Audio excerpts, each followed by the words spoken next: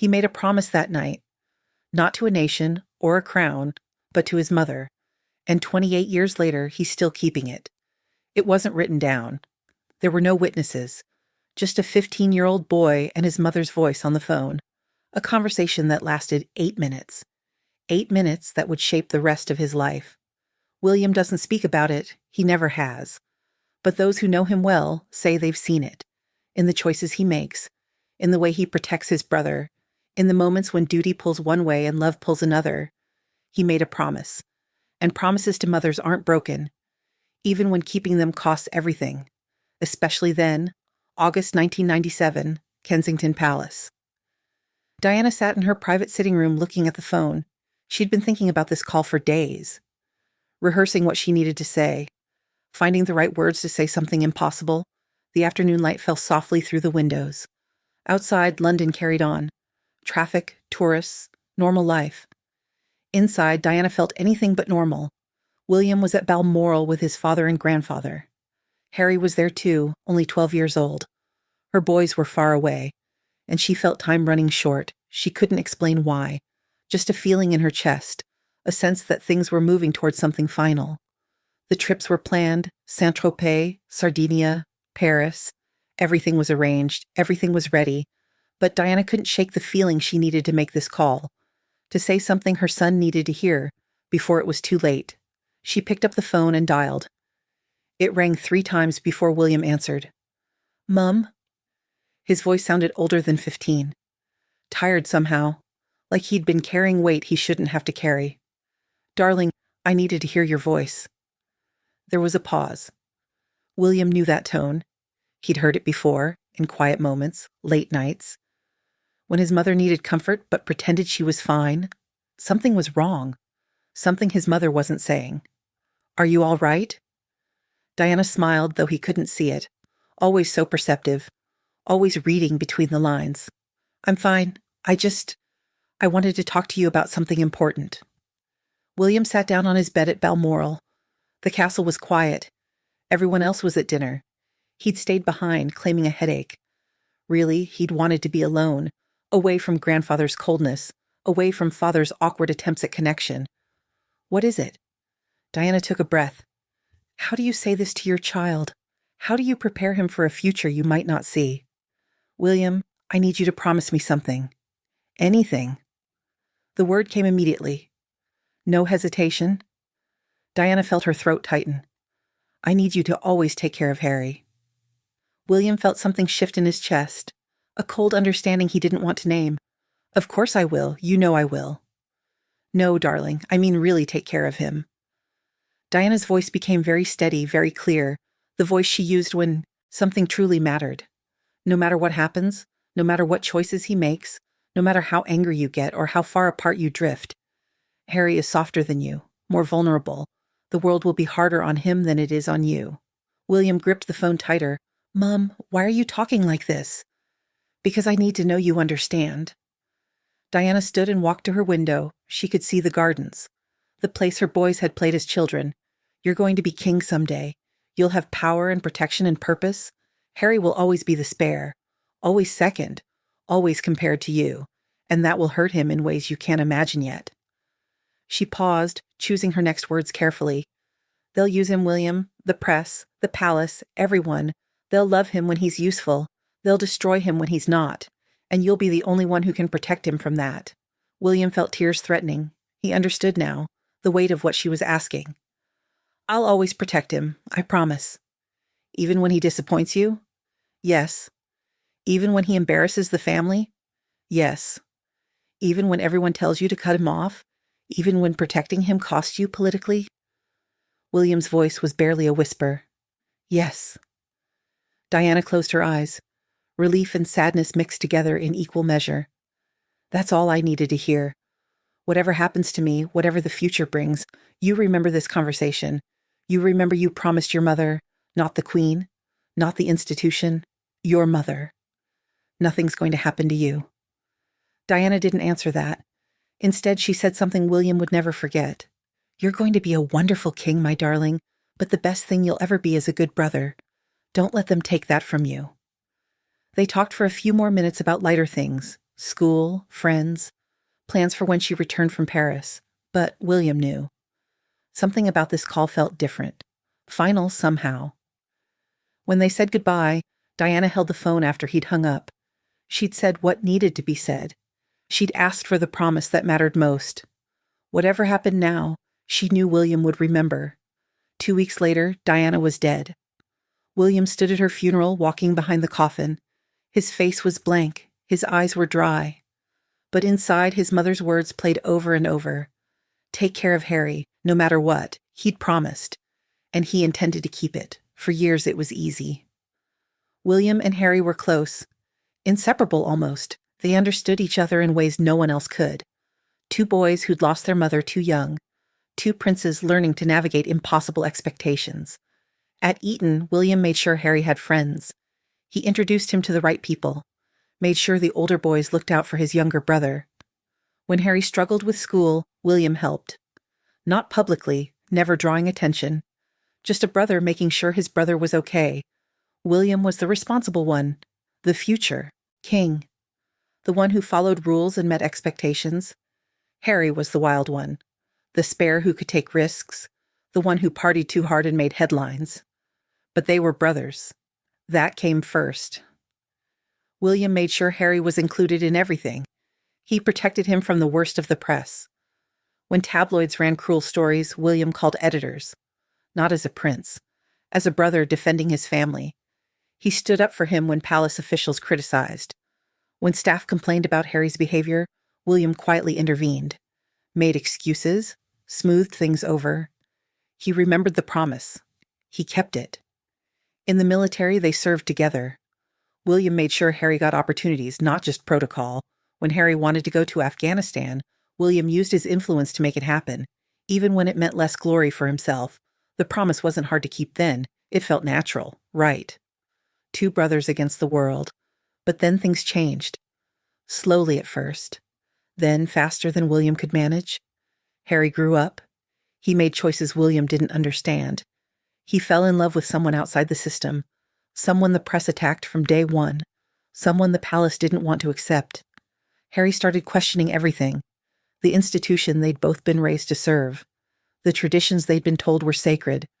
The sacrifices they'd been taught were necessary. And slowly, carefully, the distance between them grew. William felt torn in ways he'd never expected. On one side, duty, tradition, the crown he'd inherit, everything he'd been prepared for since birth. On the other, a promise to his mother. Take care of Harry, no matter what. But how do you take care of someone who's walking away? How do you protect someone who doesn't want protection? The palace wanted William to issue statements, to distance himself from Harry's decisions, to make clear he didn't support his brother's choices. You're the future king, they told him. You can't be associated with this. You need to protect the monarchy's image. Your brother is damaging the institution. You have to show you're different. William sat in his office staring at drafts of statements. Cold words, professional distance. The Duke and Duchess of Cambridge wished to clarify. Prince William does not share the views. Everything a future king should say. Everything that would protect his reputation. But not what a brother should say. Not what a son who made a promise should say. He thought about that phone call. August 1997, his mother's voice. Clear and certain. Even when everyone tells you to cut him off. Diana had known. Somehow, she'd known. She'd known there would come a day like this, when the institution demanded one thing and love demanded another, and she'd made him choose in advance. William put down the statement. He wouldn't sign it. There had to be another way. A way to be both king and brother. A way to keep the promise without destroying the crown. A way his mother would be proud of. He couldn't speak publicly. That wasn't his way. And honestly, the promise was never about public gestures. It was about private loyalty, quiet support, the kind of brotherhood that doesn't need headlines. So William found other ways. When Harry left for America, William called him. Not to argue, not to lecture, not to convince him to stay, just to say, I'm still your brother. The conversation was brief, awkward even. Too much hurt, too much distance. But William made the call. That's what mattered. When Harry's children were born, William sent gifts. not through official channels that would be photographed. Personal gifts, chosen carefully, things only an uncle would think of. A blanket Diana had kept from their childhood, books she'd read to them as boys, small things, meaningful things. When Harry needed legal support that the palace wouldn't provide, William arranged it privately. No announcement, no credit taken, just money transferred through trusted intermediaries. A brother making sure his brother had protection. When security concerns arose, William made calls, used connections, applied pressure where it was needed, never publicly, never claiming recognition, just doing what needed to be done. People didn't understand. They wanted drama. They wanted a public fight or a tearful reconciliation. Cameras capturing the moment brothers embraced. But William remembered what his mother had taught him. Grace isn't loud. Love doesn't need an audience. Sometimes keeping a promise means staying quiet. Sometimes protection looks like distance. The media said they were estranged. Enemies even. The palace said William had chosen duty over family. Royal commentators analyzed every gesture, every word, declared the relationship irreparably broken. But those close to William knew the truth. Staff who'd been with him for years. Friends who'd known him since school. They saw what the cameras didn't capture, the phone calls that weren't publicized, the letters that weren't leaked, the support that was given without witnesses. He was doing exactly what his mother asked, taking care of Harry, even from a distance, even when no one could see it, even when it cost him public approval, even when people called him cold for not defending Harry publicly, even when people called him disloyal for not condemning him either. William held the middle ground, the impossible space, king in training, brother always, and he never explained, never justified, because the promise wasn't about public opinion. It was between him, Harry, and their mother's memory. William is preparing to be king. The weight of it settles on him daily now. Not someday, not in the distant future. Soon. Perhaps sooner than anyone wants to think about. The responsibilities multiply. The expectations intensify. The endless scrutiny of every word, every gesture, every choice analyzed for what it means about his reign. But some nights, when the palace is quiet, when Kate and the children are asleep, when the advisors have finally gone home, he sits in his private study and thinks about that phone call. His mother's voice, 15-year-old him listening. A promise made in a moment he didn't fully understand. Now he understands perfectly. She knew. Somehow she knew. She knew he'd become king. She knew Harry would struggle. She knew there would come a day when duty and love collided, when the institution would demand he choose one over the other, and she made sure he knew which mattered more. The promise wasn't about making him choose family over duty. It was about showing him they didn't have to be in conflict. That the best kings are the ones who understand love. That power without compassion is just cruelty with a crown. William keeps a photograph in his private study, not on display, not where visitors can see it, just tucked in a drawer of his desk. Diana with both her sons. William and Harry as boys, maybe 8 and 6 years old. Summer at Kensington, her arms around them both. All three of them laughing, a moment of pure joy. Before everything got complicated. Underneath, in her handwriting, my 2 boys. Always.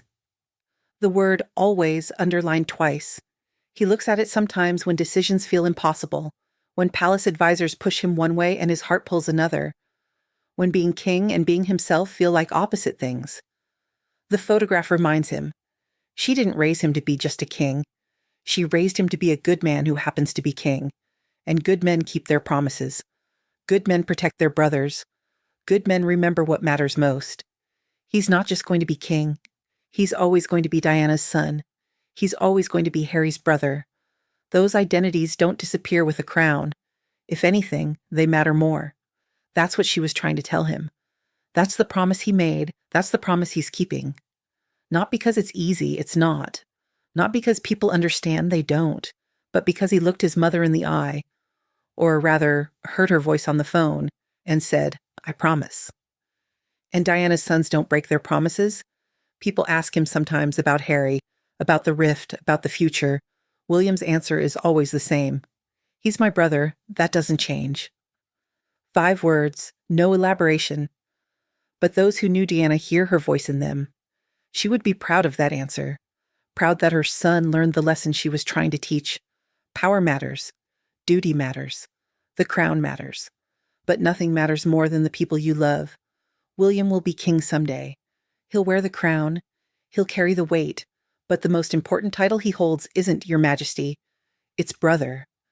That's what his mother wanted him to remember. That's the promise he made at 15. That's the promise he's kept for 28 years. And he'll keep it until the day he dies. Not because the world is watching. Not because history will judge him, but because he promised his mother. And promises to mothers aren't broken, even when they cost everything. Especially then. William doesn't speak about the phone call. He never has. He likely never will. Some promises are too sacred to discuss. Some conversations too precious to share. But those who watch closely see it. In the way he speaks Harry's name. In the moments he defends choices he doesn't agree with. In the quiet acts of brotherhood no camera captures. The promise is alive. The promise is kept. And somewhere, a mother's voice still echoes. Take care of Harry, no matter what. William heard her then.